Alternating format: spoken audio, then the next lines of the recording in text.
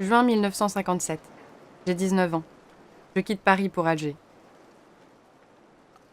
On m'a proposé de rejoindre les équipes médico-sociales itinérantes pour 3 mois, le temps des vacances. Je n'ai pas mis longtemps à convaincre mon père, pourtant militaire de carrière. Il dit qu'il faut que je voie du pays, qu'il est bien que je laisse de côté, un moment, mes études de droit, pour partir à l'aventure. Il est probablement inconscient, mais je le suis au moins tout autant que lui. À Paris, on ne parle plus que de l'Algérie, sans jamais dire ce qu'il s'y passe. Je crois que j'ai besoin de savoir, et puis d'aider un peu ceux qui s'y trouvent, de leur dire qu'ils ne sont pas oubliés.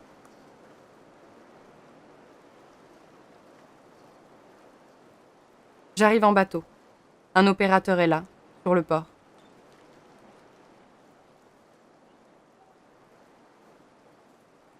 Alger est blanche et belle.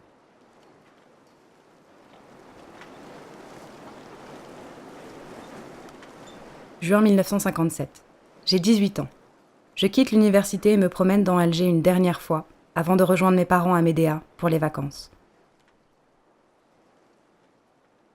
Je croise 3 femmes en blouse blanche, 2 européennes et une musulmane, comme moi. Elles me sourient et s'arrêtent à ma hauteur.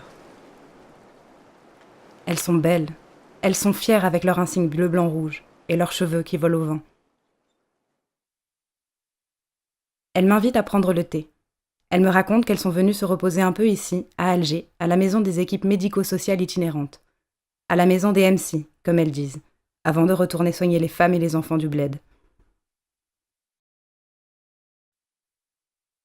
J'allais repartir lorsque l'une d'elles me pose cette question.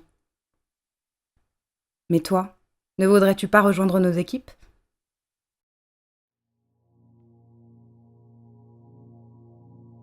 Août 1957. Je suis loin de l'oasis que j'imaginais sur le bateau qui m'amenait à Alger. Une oasis plantée de palmiers, une rivière coulant plus bas dans la vallée, le sable doré sous mes pieds, un soleil brûlant.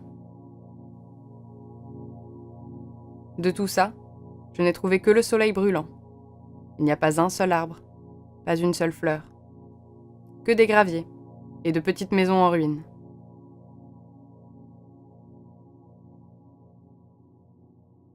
Le lieutenant qui nous a accueillis, mes 2 consoeurs et moi, il y a maintenant 3 mois, n'était pas très heureux de nous recevoir.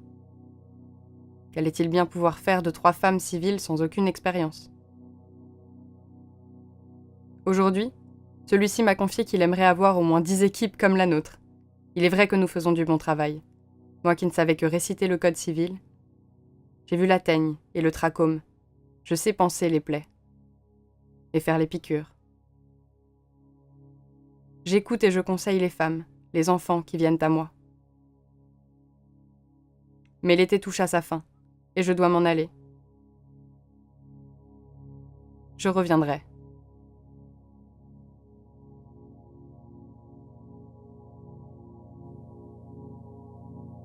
Octobre 1957. Cela fait 1 mois que j'ai rejoint les équipes médico-sociales itinérantes dans un petit village au sud de la Kabylie.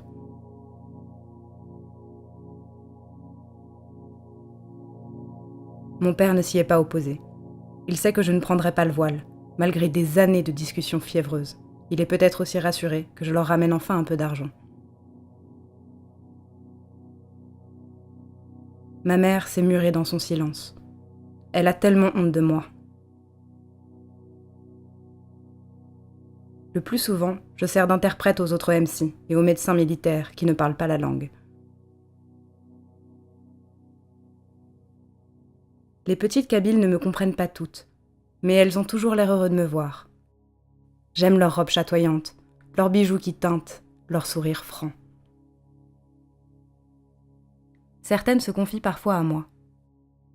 Latifa, 10 ans, est venue me voir aujourd'hui pour me demander pourquoi je ne porte pas le voile. Je lui ai simplement répondu que je n'en avais pas envie et l'ai questionnée en retour. « Toi, Latifa, qui es si jeune, pourquoi portes-tu déjà le voile ?»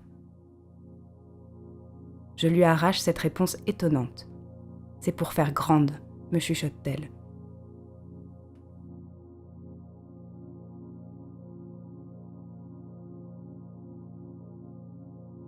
Juillet 1958.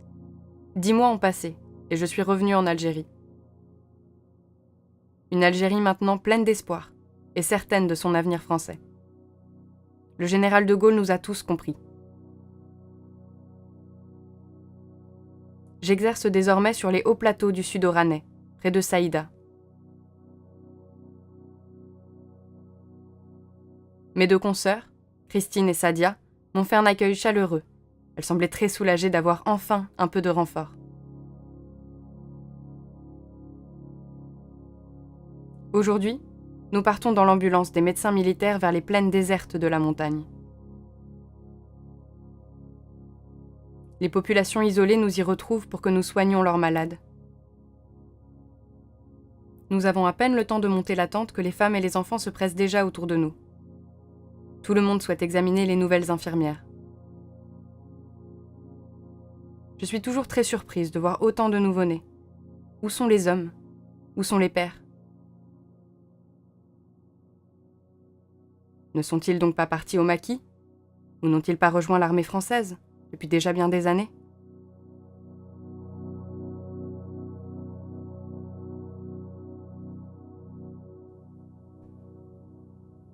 Octobre 1958. L'année est passée si vite, au rythme des visites de maison en maison, des convois de camions sillonnant les villages alentours. Il y a quelques jours, les femmes musulmanes, moi comprise, votions pour la première fois à l'occasion du référendum sur la nouvelle constitution.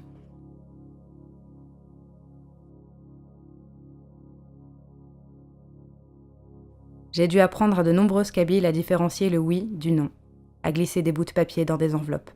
Elles trouvaient cela amusant.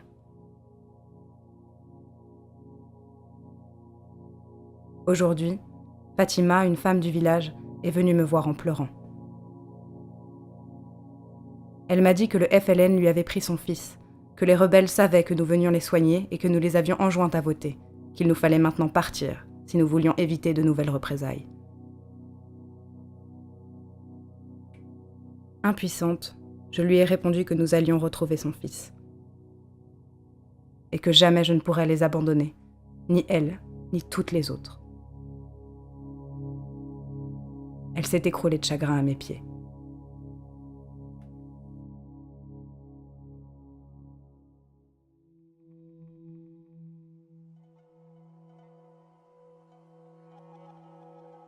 Février 1959. La guerre est arrivée. Elle est aux portes de nos maisons.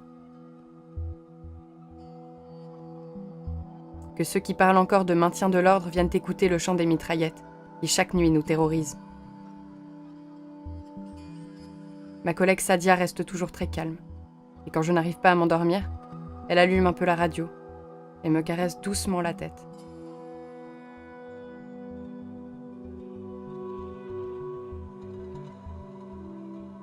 Les militaires nous disent que les opérations ne dureront plus très longtemps et que l'armée des rebelles sera bientôt anéantie. Ils pensent nous rassurer. Pourtant, je crois qu'ils m'effraient bien plus que les méchants Fellaga, dont ils dressent tout le temps l'horrible portrait. Hier, je les entendais parler de napalm et de Gégène.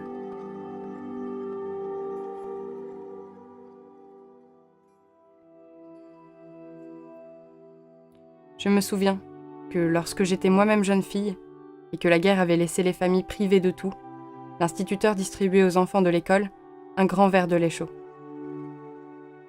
Dieu, que c'était agréable.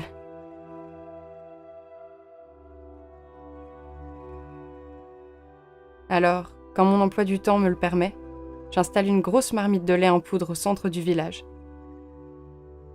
Et les enfants viennent en rang chercher un peu de douceur, un peu de repos.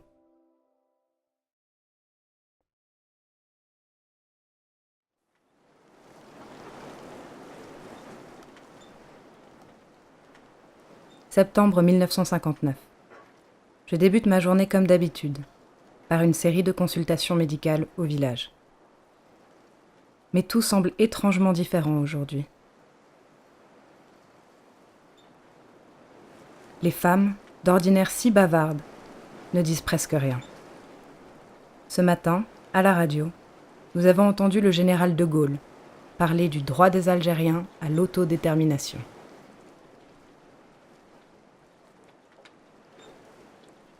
Il est sûr que toutes les femmes du village ont elles aussi eu vent de ce discours, et que la plupart d'entre elles se retrouvent perdues, tiraillées. Je ne suis pas sans savoir que la nuit, certaines rejoignent parfois leur mari, leur fils parti au maquis pour défendre la cause nationaliste, mais que d'autres, comme Fatima, pleurent encore leurs enfants enlevés par le FLN.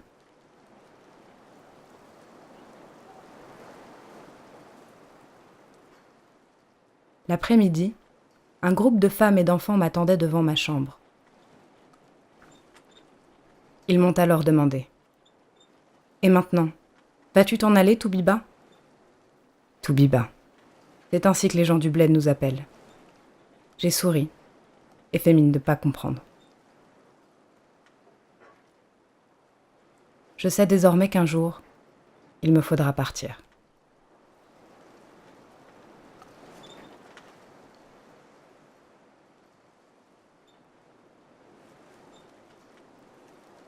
Janvier 1960. Sadia a été mutée il y a peu, près de Tébessa. Elle a souhaité se rapprocher de sa mère qui, souffrant de graves problèmes de santé, lui donnait de grandes inquiétudes. Personne ne me caresse plus la tête lorsque je peine maintenant à dormir. Les tirs se calment parfois, une semaine, un mois, pour nous laisser profiter d'un peu de soleil, d'un peu de pluie, d'une baignade improvisée. Je me rends compte que plus de 2 ans ont passé et que je n'ai servi à rien. Bientôt, j'en suis certaine désormais, l'Algérie obtiendra l'indépendance et je devrais laisser toutes mes jeunes amies ici. La seule chose dont je pourrais me féliciter, c'est d'avoir appris à lire à quelques jeunes filles du village.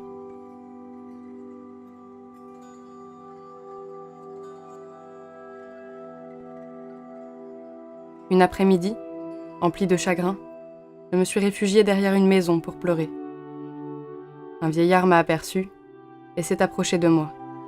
Il m'a tendu un mouchoir et m'a dit : « Tu sais, Toubiba, les gens qui pleurent ici, il n'y en a pas assez. »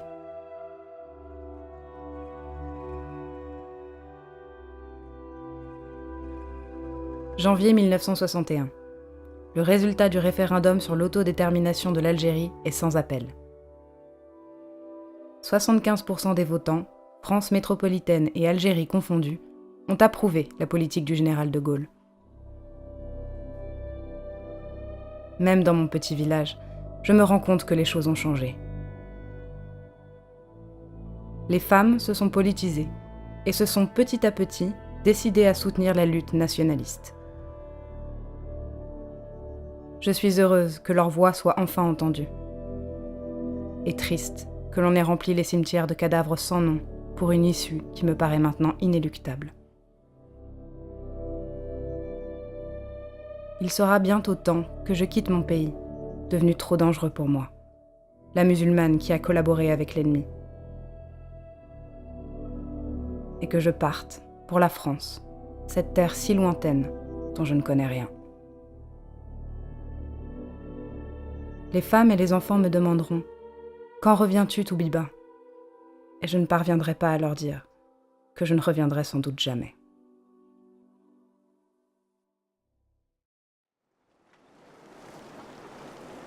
Janvier 1961. Alors que mes collègues et moi écoutons distraitement la radio, le mot Tébessa capte mon attention. J'entends : « Ce matin, un convoi des équipes médico-sociales itinérantes et leur escorte ont été attaqués par les rebelles. L'embuscade a fait 7 victimes. »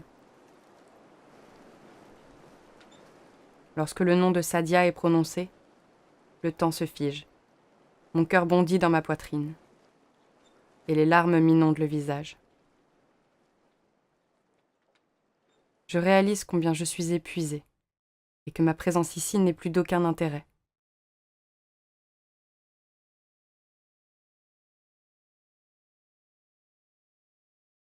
Dans quelques jours, je rassemblerai mes affaires. J'étreindrai longuement toutes ces femmes, tous ces enfants pour qui je ne peux plus rien. Et je rentrerai à Paris.